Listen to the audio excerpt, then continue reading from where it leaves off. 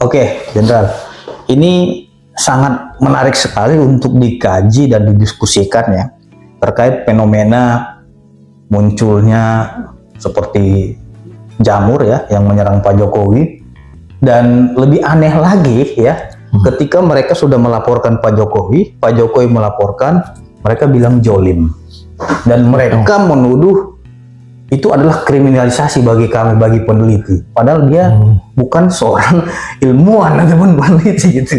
Profesinya ya sama aja gitu kan. Nah, menurut Jenderal nih, kriminalisasi itu bentuknya seperti apa sih gitu loh? Dari pandangan mantan penyidik senior gitu. Pak Pitra, saya itu bingung ya.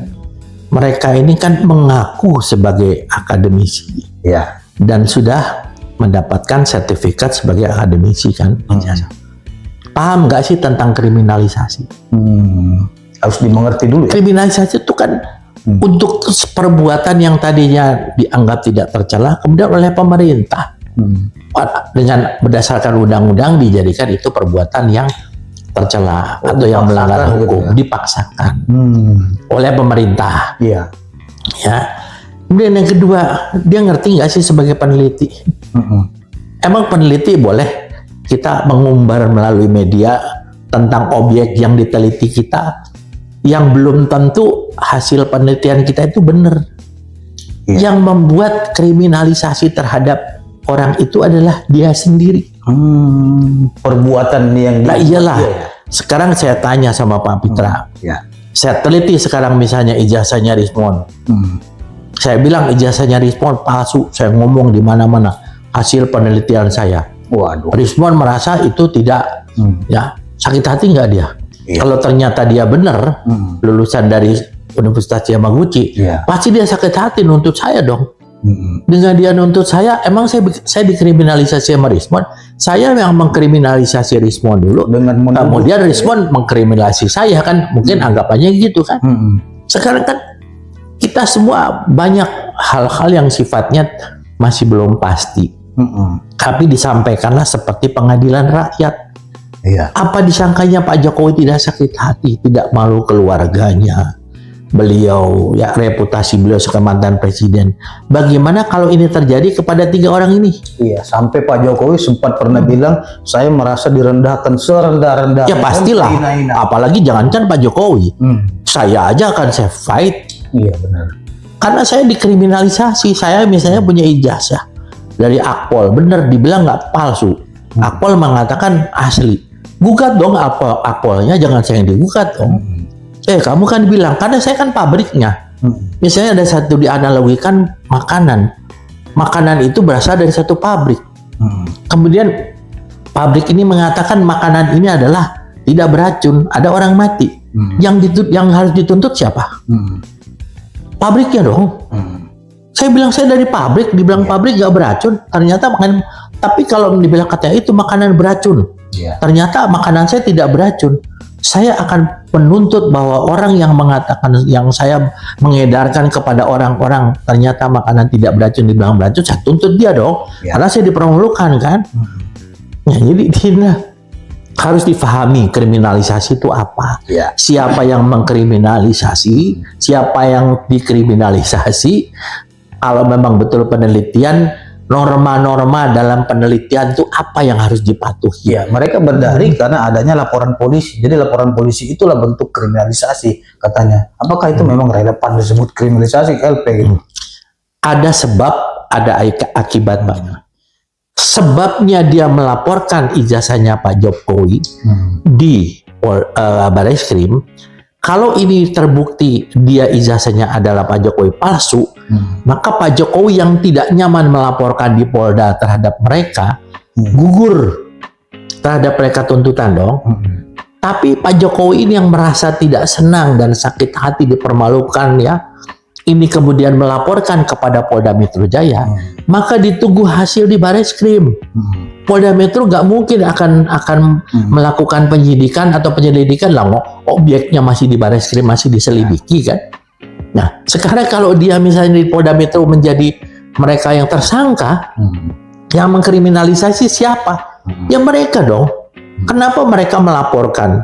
Kalau meneliti tidak perlu dong diumbar di depan, menjelek-jelekan. Saya yakin 1 juta, 1 miliar persen segala macam bahwa ijazahnya palsu. Segala macam. Kan dia mengatakan palsu. Iya benar. Kecuali kalau kita menduga. Iya, ini nggak ada kata dugaan. Tidak 100% palsu. Iya benar. Ini buktinya, ini kan udah kayak penyidik aja kan. Nggak berwenang mengatakan itu. Kalau dia harus diperiksa dulu, semua dipanggil dulu para pihak. Kasus ini menurut saya adalah kasus yang lucu.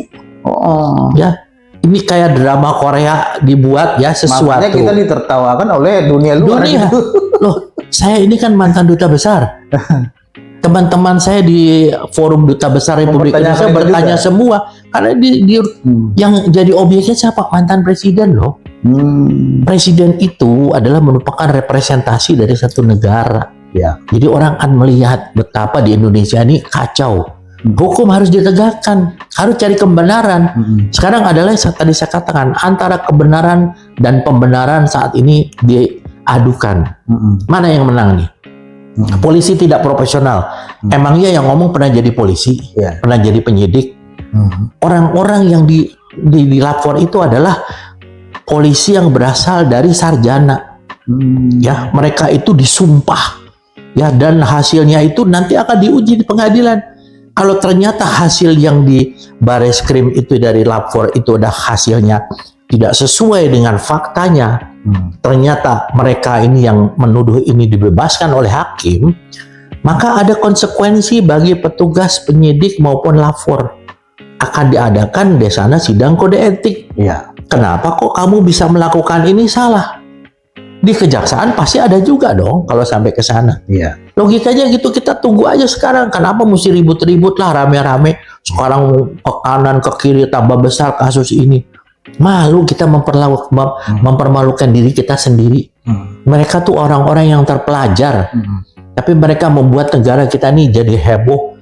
Malu dengan istilahnya tertawa-tawa dengan satu keyakinan, dengan omongan yang keras tanpa ada etika. Yang lucu lagi nih Mas. Iya. Mas Roy Suryo itu mengatakan, dibuka dadanya, yang saya cari adalah etika yang hilang. Saya cuma tanyalah kepada diri kita, apakah etika saya itu hilang gak gitu? Kan dia kan mencari etika yang hilang. Siapa? Kalau saya melihat yang selama ini di medsos itu, di media itu, malu saya. Hilang etika tuh, ngotot, ngeyel, memaksakan kehendak, teriak-teriak. Sampai bawa wayang lagi sebagai wayang? Seni budaya. Di mana etikanya? Gitu, etika di mana? Sebenarnya itu mempermalukan buat diri sendiri ya. Kalau saya mengatakan demikian ya, mungkin tidak sependapat, silakan aja. Kasihan masyarakat bingung. Lucu. Kita sangat menyesalkan juga ketika kebudayaan seperti tradisi Jawa itu kan, Jawa itu untuk menghibur masyarakat, justru wayang itu untuk menghina orang. Nah, itu kan kembali kepada etika. Budaya itu juga ada etikanya. Tidak sembarangan kita membawa sesuatu yang namanya lambang budaya itu untuk kemudian diparodikan ya kepada sesuatu yang ibaratnya saat ini masih menjadi sorotan masyarakat. Saya melihat saat ini masyarakat terpecah. Ya. Tetapi kalau bagi saya nggak peduli. Karena bagi saya harus bicara profesional, saya harus bisa kebenaran. Kalau saya meyakinkan bahwa ijazahnya Pak Jokowi itu menurut pengalaman saya dan pengetahuan saya itu ada indikasi palsu, saya nggak mau ngomong.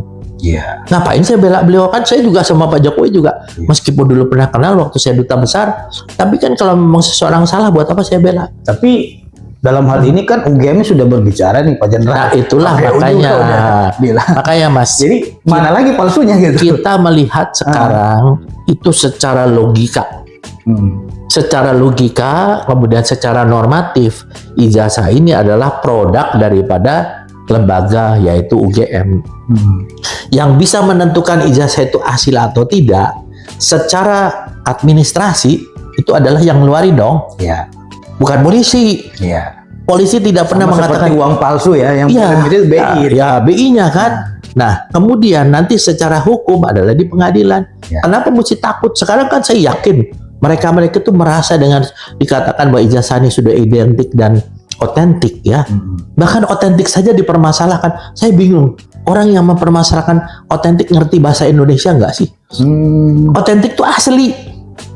Ya, nggak mungkin fotokopi. Fotokopi itu yang dibuat penelitian itu tidak otentik justru. Mereka ini kan menginginkan agar Polri menyatakan ini palsu, ini asli gitu. Memang polisi pengadilan. Nah itu orang hukum mengaku hukum tapi nggak paham hukum. Di polisi itu adalah penyidikan. Untuk pemeriksaan tidak bisa polisi memberikan namanya kepastian hukum, nggak ada. Ya. Harus ada keputusan hukum. Kalau memang penyidik memutuskan itu asli palsu, berarti melangkahi jaksa, hakim gitu dong. Buat apa ada jaksa, buat ada hakim? Nggak mungkin lah. Itu kesalahan besar. Makanya di dalam proses penyidikan di kepolisian itu hanya dikenal dua, otentik asli, identik dibandingkan dengan ijazah lain yang keluarnya sama, tahun keluarnya sama, temannya dia dan sebagainya. Makanya ada lebih dari 37 kalau nggak salah ya, yang sudah diminta sebagai keterangan sebagai saksi. Kita ingat nih Pak Pitra, di dalam KUHP itu ada pasal 184 ayat 1. Ada 5 alat bukti. Pertama adalah keterangan bebas saksi. Ini udah dapat dari UGM, dari temennya, dari segala macam lah ya. Yang kedua adalah keterangan ahli. Yaitu puslapor dong ya. Yang ketiga adalah barang buktinya, dokumennya, ijazahnya. Yang keempat apa? Petunjuk. Petunjuk yang Pak Pitra bilang ini kan yang mau diinikan adalah menyebarkan berita bohong melalui media. Petunjuknya yang bisa menjadi salah satu alat bukti apa? Itu yang cuplikan-cuplikan di video itu kan banyak. Semakin banyak mereka ngomong, semakin banyak barang alat bukti yang bisa termasuk yang mungkin kalau orang ada yang membuat semacam polling.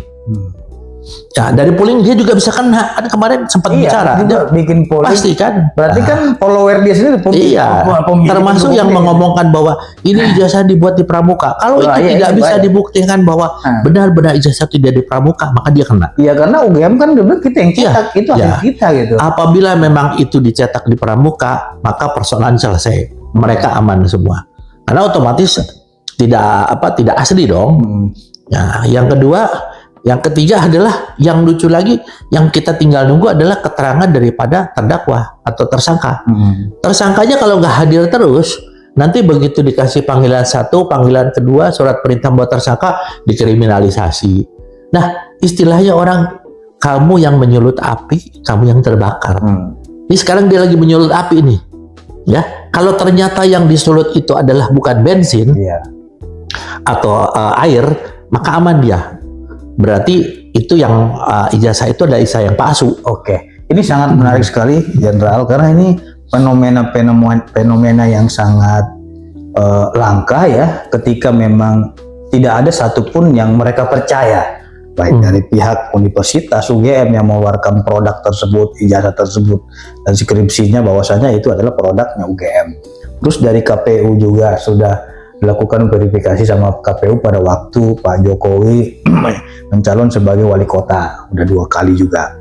Nah, terus dari bidang arsip, perpustakaan, dan terakhir dari Bareskrim Mabes Polri.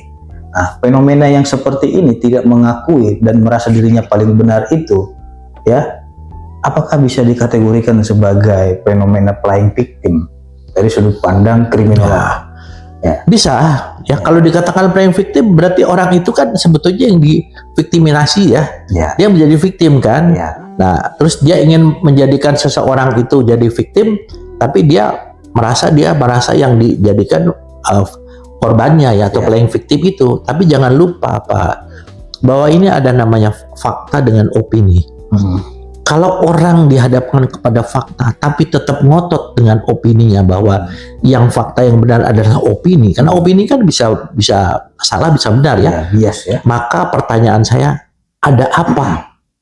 Big question mark, pertanyaan saya yang paling besar, ada apa? Ada apa namanya, latar belakang apa yang membuat orang ini tetap ngotot? Ya. Nah, jadi di sini pasti ada sesuatu yang bermain. Apakah kekuatan politik? Apakah ada kekuatan hal yang lain yang mungkin mereka membuat mereka suruh maju? Bukan. Jadi kalau menurut saya melihatnya jadinya ijazah ini adalah sasaran antara. Ada sasaran pokoknya. Sehingga dengan sasaran antara ini sebetulnya yang diserang adalah orang seseorang gitu ya, sasaran pokoknya. Nah, jadi di sini kalau kita lihat ini syarat dengan kegajilan yang dari kasus ini gitu. Kalau kasus ini tidak segera langsung dimasukkan ke persidangan, maka ini akan menjadi drama Korea yang semakin panjang, membuat negara kita semakin terpuruk di mata dunia internasional, membuat masyarakat di bawah diadu. Jangan lupa loh, Mas Pitra ya, saya berbicara dari aspek strategis ya. Bahwa negara kita ini kuat karena ada persatuan nasional masyarakatnya dengan berbagai latar belakang ya. Kita kan sangat pluralistik. Ini sangat mudah diadu domba untuk terpecah-pecah. Saya pernah menjadi komandan kontingen di Bosnia dulu, pasukan PBB. Yugoslavia tuh dipecah dengan cara dipecah belah melalui proksi. Kita di era digital di proksi, diadu nih. Kita nggak tahu siapa yang ada di belakang ini yang mengadu supaya masyarakat terpecah-pecah, saling membenci, memusuhi presiden, mantan presiden dan sebagainya. Mungkin Pak Jokowi punya kelemahan, kita akui sebagai manusia ya. Tapi kan untuk masalah ijazah ini kita harus lihat fair. Jangan lupa bahwa ini bisa memecah belah persatuan bangsa. Oleh karena itu tentunya proses hukum harus segera dipercepat. Sehingga masyarakat tidak bingung dan ada kepastian hukum di mana? Di pengadilan. Ada yang mengatakan bahwa kalau di polisi kan gelar khusus bisa terbuka dari Hong Kong terbukanya. Nggak boleh kalau kita pakai gelar terbuka, Pak Pitra, itu sama saja kita mengabaikan namanya criminal justice system, sistem peradilan pidana di mana akhir daripada pengungkapan satu kasus itu adalah di pengadilan.